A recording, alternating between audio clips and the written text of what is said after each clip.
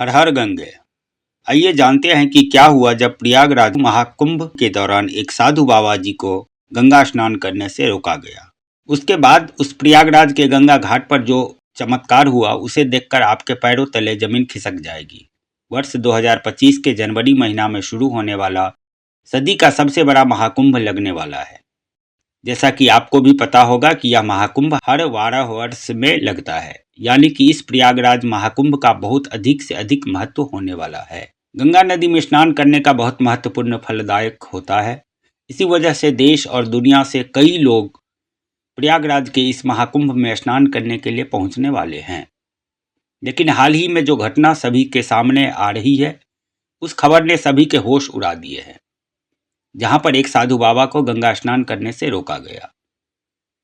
कोई भी कुंभ साधुओं के बगैर अधूरा है, क्योंकि यह साधु संतों के आगमन से ही संपूर्ण माना जाता है। देश भर से साधु महाकुंभ शुरू होने से कई दिन पहले से प्रयागराज पहुंच जाते हैं। इस घटना की शुरुआत होती है मध्य प्रदेश राज्य के महेश्वर घाट में रहने वाले राधानंद जी महाराज से। राधानंद जी महाराज नित्य सुबह 4 बजे उठकर स्नान किया करते थे और भिक्षा प्राप्त करने हेतु निकल जाते थे। श्री राधानंद जी महाराज बाबा जी ने अपने जीवन काल में सांसारिक सुख का त्याग करके कई तपस्याएं की और कई सिद्धियां हासिल की। वे महेश्वर के घाट पर ही निवास करते थे। जब उन्हें प्रयागराज महाकुंभ की खबर लगी, तब श्री राधानंद जी महाराज महाकुंभ में जाने के लिए बहुत ही उत्साहित थे। उनका इच्छा थी कि वह महाकुंभ में तकरीबन 1 महीने पहले पहुंच जाना चाहिए, क्योंकि बाबा वहीं पर 2 से 3 महीनों तक महाकुंभ में बिताना चाहते थे। उनका ऐसा कहना था कि महाकुंभ वह पवित्र समय होता है जहां पर देवी देवता स्वयं महाकुंभ में मौजूद होते हैं। वहां पर स्नान करना, तप करना, भगवान का ध्यान करना बहुत ही फलदायी होता है। अगले दिन जब श्री राधानंद जी महाराज बाबा प्रयागराज पहुंचे, उस समय प्रातःकाल के लगभग 3:30 बज रहे थे। प्रातःकाल 4 बजे श्री राधानंद जी महाराज बाबा जी का स्नान करने का नित्य नियम था। उन्होंने सोचा क्यों न पवित्र गंगा नदी में स्नान किया जाए, और वे प्रयागराज के गंगा घाट पर पहुंच गए। उस स्थान पर गंगा नदी की साफ सफाई का कार्य चल रहा था। श्री राधानंद जी महाराज बाबा जी को यह देखकर बहुत ही खुशी हुई। जब उन्होंने अपने कपड़े उतारकर गंगा नदी में स्नान करने हेतु आगे बढ़े, तब वहां पर खड़े कुछ नगर निगम के अधिकारी ने उन्हें रोक दिया। उनका कहना था कि आप अभी स्नान नहीं कर सकते, क्योंकि अभी साफ सफाई का कार्य चल रहा है। प्रयागराज में रोजाना रात्रि के समय गंगा नदी का साफ सफाई का कार्य किया जाता है, ताकि दिन और शाम के समय किसी भी भक्तजन को इस कारण कोई मुश्किल नहीं हो। श्री राधानंद जी महाराज जी काफी धैर्यवान थे। उन्होंने सफाई कर्मचारी को समझाया कि बात बहुत अच्छी है कि आप लोग साफ सफाई कर रहे हो, लेकिन प्रतिदिन का मेरा नियम है कि मैं सुबह के 4 बजे स्नान करता हूँ, और ये मेरा तीव्र इच्छा है कि मैं यदि आज प्रयागराज पहुंचा हूँ तो मैं गंगा नदी में ही स्नान करूंगा। ना तो मेरे अकेले के गंगा स्नान करने से तुम्हारी कोई व्यवस्था बिगड़ेगी और ना ही मुझे कोई समस्या होगी। लेकिन वह अधिकारी अचानक से गुस्सा हो गया और उस साधु महाराज से कहने लगा कि आपको इसी समय में क्यों नहाना है? अभी पूरा दिन बचा हुआ है। क्या तुम्हें इस समय में कोई इंसान नहाता हुआ दिख रहा है? सफाई कर्मचारी ने साधु महाराज से पूछा कि क्या आप में इतनी शक्ति है कि इतनी ठंडी में 4 बजे सुबह में गंगा स्नान आप कर लेंगे? व्यर्थ की बातें बनाना छोड़ दो और यहाँ से चले जाओ, सफाई कर्मचारी ने बाबा से कहा। अभी तक तो राधानंद जी महाराज बहुत ही विनम्र थे, काफी धैर्यवान थे, लेकिन उस अधिकारी के अपशब्द को सुनकर अचानक साधु महाराज जी को बहुत ही बुरा लगा। साधु बाबा जी का मानना था कि गंगा नदी पर किसी का अधिकार नहीं है। यह तो साक्षात भगवान महादेव के जटाओं से निकलती है, जिसके अंदर सभी को अपने अपने पाप को धोने का अधिकार है, और उसके लिए कोई निश्चित समय नहीं हो सकता। लेकिन उस समय श्री राधानंद जी महाराज ने उस अधिकारी को कुछ भी नहीं कहा, सामने घाट पर ध्यान अवस्था में बैठ गए। सबको लग रहा था कि साधु महाराज मान गए हैं और पीछे हट गए हैं। अब जब पुनः गंगा नदी के अंदर साफ सफाई मशीन को शुरू किया गया, तो अचानक से एक घटना घट गई। फिर से सफाई मशीन शुरू होने का नाम ही नहीं ले रही थी। ऐसा लग रहा था कि मानो कि वह मशीन जाम हो गई है, बहुत सा कचरा मशीन के अंदर फंस गया हो। अधिकारियों ने सफाई मशीन को देखा परखा, उसके अंदर का सारा कचरा बाहर निकाल दिया। सभी को उम्मीद थी कि मशीनें फिर से काम शुरू करना कर देगी। लेकिन जब मशीन शुरू की गई तो कोई भी मशीन चालू होने को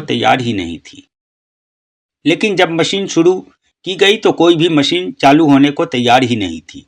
सभी अधिकारी बहुत ही हैरान थे, लेकिन जब मशीन नहीं चालू हुई तो कई मैकेनिकल इंजीनियर को घाट पर बुलाया गया। सभी मैकेनिकल इंजीनियर ने मशीनों को अच्छी तरह से जांचा परखा और यही पाया कि सारी मशीन तो सही है, लेकिन इसकी चालू नहीं होने का कारण किसी भी मैकेनिकल इंजीनियर को समझ नहीं आ रहा था। श्री राधानंद जी महाराज जी अभी भी उसी घाट पर ध्यान लगाए हुए बैठे हुए थे। गंगा नदी का उस दिन का साफ सफाई का कार्य रुका हुआ था। सभी लोग बहुत ही हैरान थे। उस समय मैकेनिकल इंजीनियर जो वहां पर सफाई का मशीन सही करने आया था, उसने जब श्री राधानंद जी महाराज जी को देखा तब उसकी आंखें खुली की खुली ही रह गई। वह मैकेनिकल इंजीनियर श्री राधानंद जी महाराज जी के चरणों में गिर गया और बाबा उसे आशीर्वाद देने लगे। फिर वह सभी अधिकारियों को बताने लगा कि यह बाबा महेश्वर के सिद्ध महाराज जी हैं। बचपन के समय जब मुझे सांप डस लिया था तब इन्होंने ही अपनी चमत्कार से मेरी जान बचाई थी। तब उस अधिकारी को अपनी गलती का एहसास हुआ। वह समझ चुका था कि अगर बाबा अपने दैनिक नियम के अनुसार सुबह के 4 बजे स्नान करना चाहते थे तो मुझे इन्हें रोकने का अधिकार नहीं था। मैंने जो इन्हें भला बुरा कहा और गंगा नदी में स्नान करने से रोक दिया, उसी का परिणाम मशीनों के खराबी के रूप में हम भुगत रहे हैं। अब यही बाबा हमारे समस्या का समाधान कर सकते हैं। हमें इनसे माफी मांगनी पड़ेगी। सभी अधिकारी मिलकर बाबा श्री राधानंद जी महाराज के पास गए, उनके चरण के समीप बैठ गए और हाथ जोड़कर माफी मांगने लगे और कहा कि हमें इस बात का अंदाजा नहीं था कि आप एक दिव्य संत हैं। हमसे बहुत ही बड़ी भूल हो गई है। हमें आपको स्नान करने से नहीं रोकना चाहिए था। श्री राधानंद जी महाराज अभी भी बहुत ही विनम्र थे। उन्होंने अधिकारियों से कहा कि कोई जरूरी नहीं है कि कोई संत चमत्कारी हो तभी ही उसे गंगा नदी में स्नान करने की अनुमति दी जाए। गंगा नदी पर साधु संतों का सबसे पहला अधिकार है। सभी अधिकारी ने हाथ जोड़कर कहा कि आप गंगा नदी में स्नान कर सकते हैं। हम सभी आपसे माफी चाहते हैं।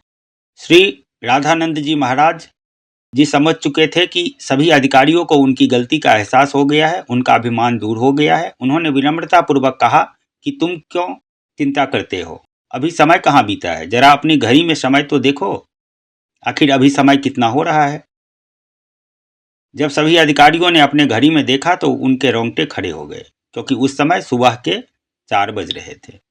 किसी भी अधिकारी को समझ नहीं आ रहा था कि आखिरकार इतना बड़ा चमत्कार हुआ तो हुआ कैसे। आखिर बाबा श्री राधानंद जी महाराज जी ने अपने चमत्कार से कैसे समय को पलट दिया। इतने बड़े चमत्कार को देखकर सभी अधिकारी बाबा के चरणों में गिर गए और बाबा की जयकारे लगाने लगे। इस चमत्कारी घटना के बाद सब लोग उन्हें मान गए और लोगों ने बाबा के दास बन गए। इसके बाद भी सुबह के 4 बजे बाबा नित्य कर्म के बाद गंगा नदी में स्नान करने पहुंचे। उधर मशीनें फिर से काम शुरू कर दिया। सारी मशीन एक साथ चालू हो गई थी, जिससे यह पक्का प्रमाणित हो गया कि यह मशीनें श्री राधानंद जी महाराज जी के इशारे का इंतजार कर रही थी। जैसे ही बाबा ने उन अधिकारियों का अभिमान चूर किया और गंगा नदी में स्नान किया और ऐसे ही फिर से मशीनें चल पड़ी। यह बहुत ही बड़ा चमत्कार था जो हाल ही में प्रयागराज के महाकुंभ में हुआ था। वास्तव में मित्रों, यह भूमि साधु संतों की भूमि है।